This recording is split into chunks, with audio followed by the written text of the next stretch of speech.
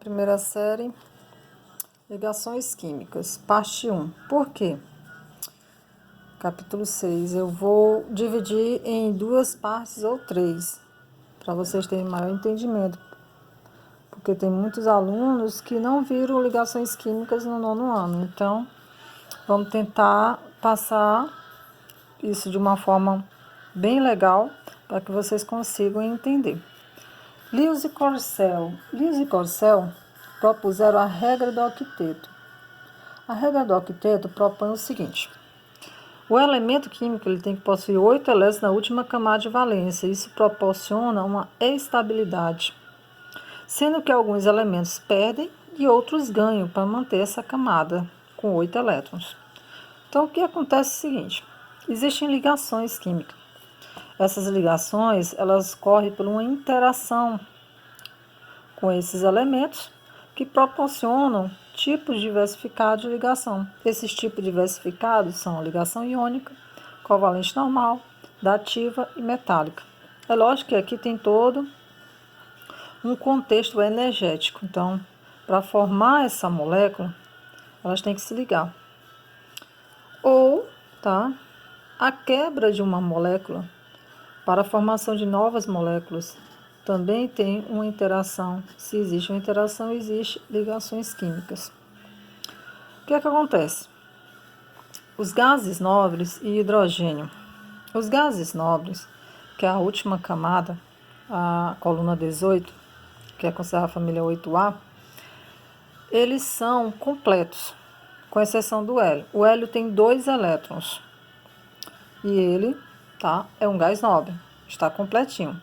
Todos os outros elementos, argônio, xenônio, eles têm 8 elétrons na última camada. Então, quando você faz a distribuição eletrônica, você pode conferir que a última camada possui 8 elétrons. O hidrogênio só tem 1 elétron.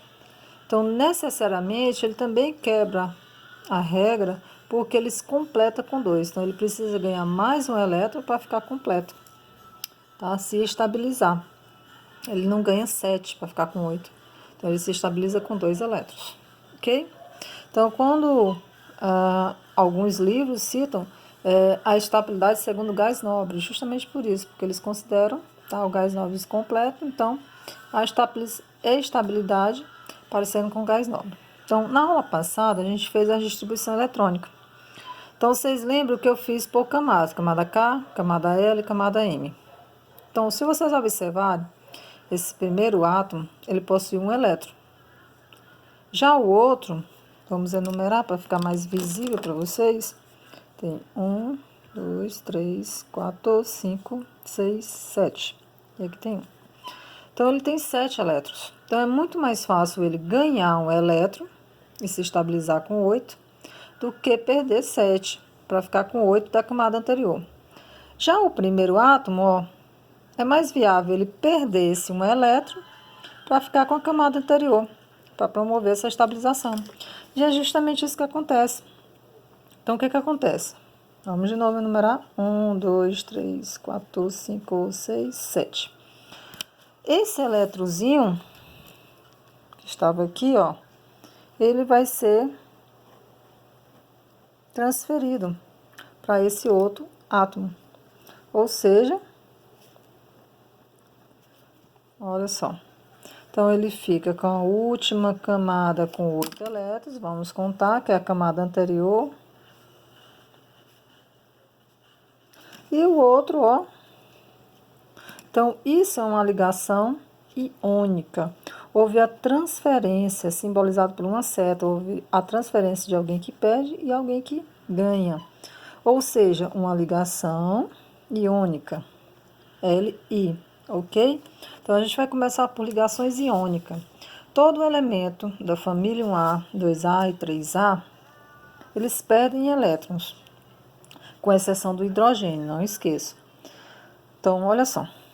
O que é uma ligação iônica ou eletrovalente? É quando ocorre transferência de um elétron de um elemento para outro. Geralmente, esses elementos, Geralmente não. Os elementos são os metais, e os ametais e hidrogênio recebem esses elétrons. Quem são esses metais? Família 1A, 2A e 3A. É lógico que a B também está incluída. A gente vai trabalhar com a família B depois que terminar todas as etapas. Então, 1A significa dizer que o elemento tem um elétron na última camada. Então, ele perde um elétron. 2A perde 2 elétrons. 3A perde 3 elétrons. Consequentemente, os ametais, 4A, 5A, 6A, 7A, eles ganham. Lembrando que os elementos, tá,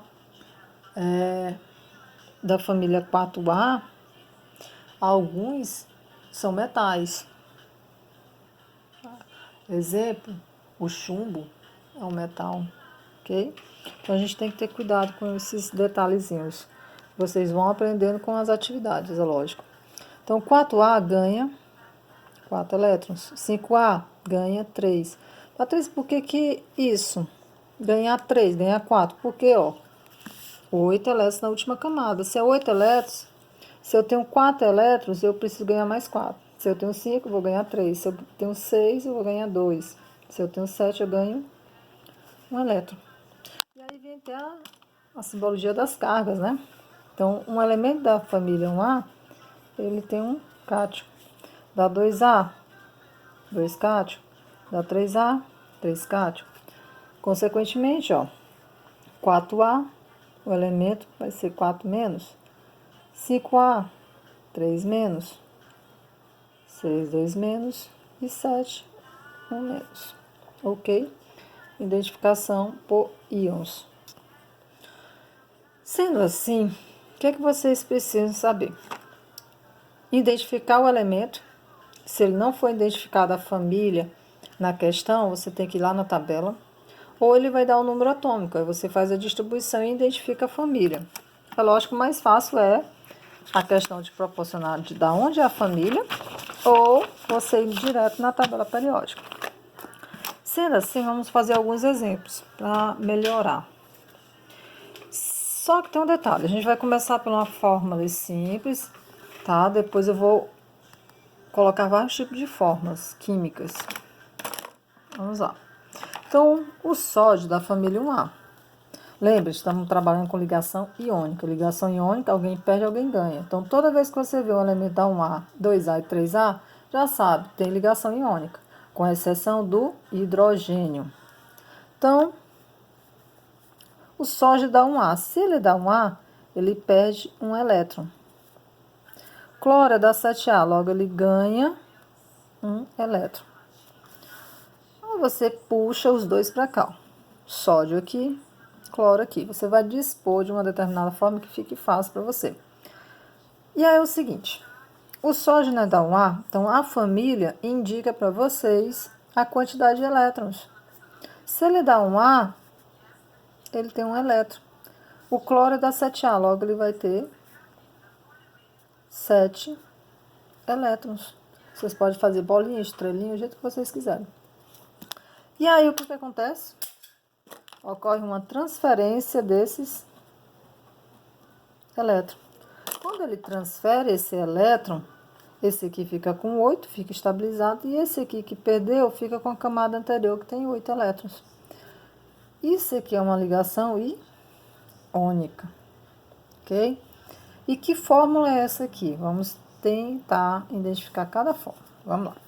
Toda vez que os elétrons estiverem visíveis em todos os elementos, é uma fórmula. Vou botar só. Vou escrever logo, depois eu boto só um F depois. Fórmula eletrônica. Por quê? Porque está visível os elétrons. Vamos representar uma fórmula estrutural.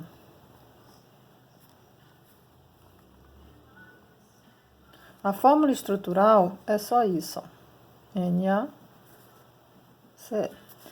Vocês percebem que aqui fica visível a ligação iônica, um aceta é uma ligação iônica. Já aqui, que ocorre nos livros, você não consegue identificar se é iônica ou se é covalente. Então, por isso que vocês precisam saber a qual família pertence, para vocês poderem identificar o tipo de ligação. Então, isso aqui é uma fórmula estrutural. Ok? Vamos para a fórmula iônica. O que é uma fórmula iônica? Olha só, ele não perdeu um elétron, mas... E o cloro ganhou um. Fórmula iônica. Certo? Fórmula eletrônica, estrutural e iônica. Beleza? E aí você tem mais uma fórmula. A partir da fórmula iônica, você faz o seguinte. Aqui é 1, aqui é 1. Então, aqui também tem 1 e é 1. 1 vezes 1 é o procedimento, ó. Pra cá, pra cá. 1 vezes 1, 1. 0. 1 vezes 1, ignora os sinais. Que tipo de fórmula é essa? Uma fórmula molecular. Ok? Ou fórmula também mínima, porque não tem como mais dividir. Fórmula molecular. Então, fórmula eletrônica, parece elétron, estrutural. Pode aparecer em algum o elétron, de preferência o central. Fórmula iônica, quando aparecem as cargas. E a fórmula molecular, que é a mais comum. Vamos para outra. O oxigênio, família 6A. Vocês lembram? 6A para 8, 2. Então, ganha 2 elétrons. Eu já sei que ele é O2-. Potássio, 1A. O que acontece? Perde um elétron. Eu já sei que ele é... Aí, eu já faço a fórmula molecular aqui, ó.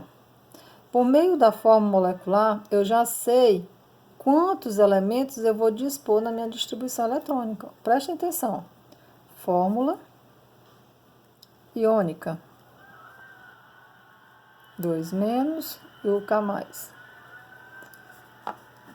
Eu não vou bater cabeça com vocês se vocês fizerem dessas formas assim, ó. Então, eu vou fazer dos dois para vocês poderem entender. Então, o correto qual é? Esse, porque eu tenho um óxido. Toda vez quando eu tenho um óxido, que é um elemento binário com a presença do oxigênio, o oxigênio fica por último. Então, 2 vezes 1,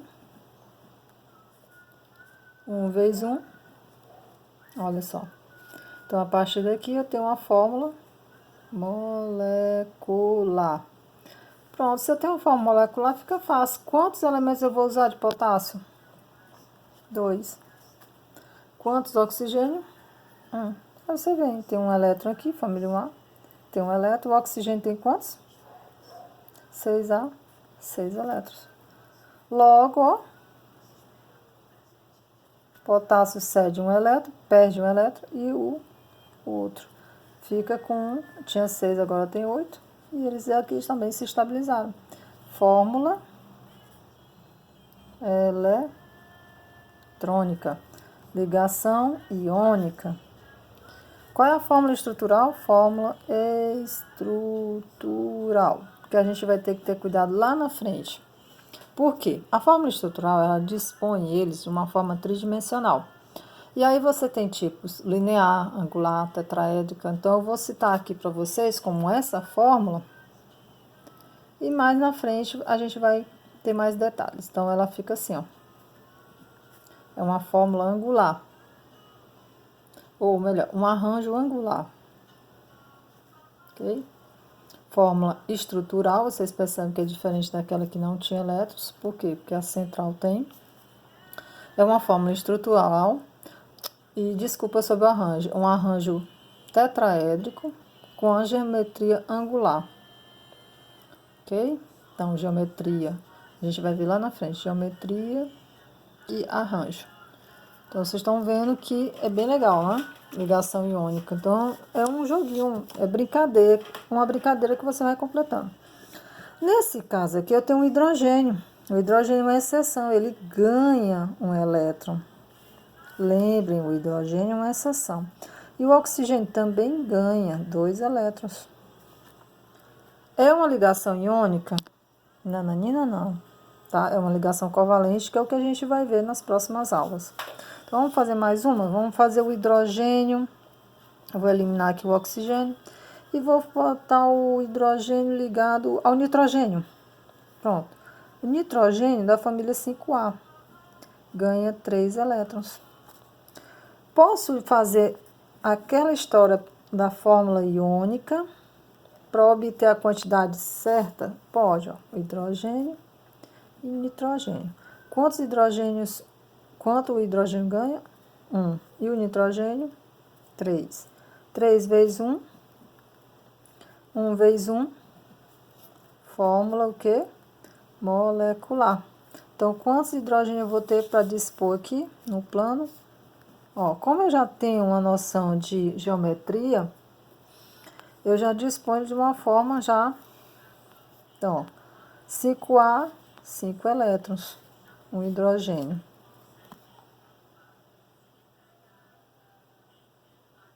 Percebendo? Ninguém perde aqui, será uma ligação covalente. Então, o que que acontece, ó? Isso aqui é uma ligação covalente. Cena dos próximos capítulos. Os dois ganham, tá? Então, ó, existe um compartilhamento. Vocês vão vendo que não é uma seta. Se eu tivesse trabalhando com, vamos supor, vamos fazer outro exemplo cá. Nitrogênio, 5A, e o lítio, que é da família 1A. Aí, ó, ganha 3 elétrons, já achei que é 3 menos. Opa, não é o hidrogênio. Então, se não é essa seção, ele perde um elétron. Logo, o lítio mais. Fórmula iônica, ó. Bem mais rápido, ó. Aí eu vou obter a fórmula molecular. 1 vezes 1, N. 3 vezes 1, 3 lítio. Pronto. Faço a fórmula eletrônica. Já sei que eu tenho nitrogênio no meio, porque só tem um, e eu distribuo os lítios aqui. O lítio tem um elétron cada, o nitrogênio tem 5. Se o lítio vai perder, o que é representado? Olha como é diferente, uma seta. Perdeu, se estabilizou. Então, fórmula eletrônica, qual é a fórmula estrutural? Olha só, o nitrogênio ligado, ao lítio, ao lítio, ao lítio. E os dois elétronzinhos. Sempre vocês vão ter que dispor esses elétrons, que são as nuvens, uma nuvem eletrônica, que identifica os elétrons livres. São justamente esses elétrons livres que causam muito problema no nosso organismo e no torno, né? Então tá aí, vocês estão percebendo, ó, que não é uma seta, na estrutural é só um traço, tá? Se eu fosse representar isso aqui também, ó, ia ser do mesmo jeito, ó, um traço. É por isso que vocês têm que ter conhecimento da família. Então tá aí, ligações iônicas. Na próxima a gente vai entrar em detalhes nas covalentes. Até a próxima.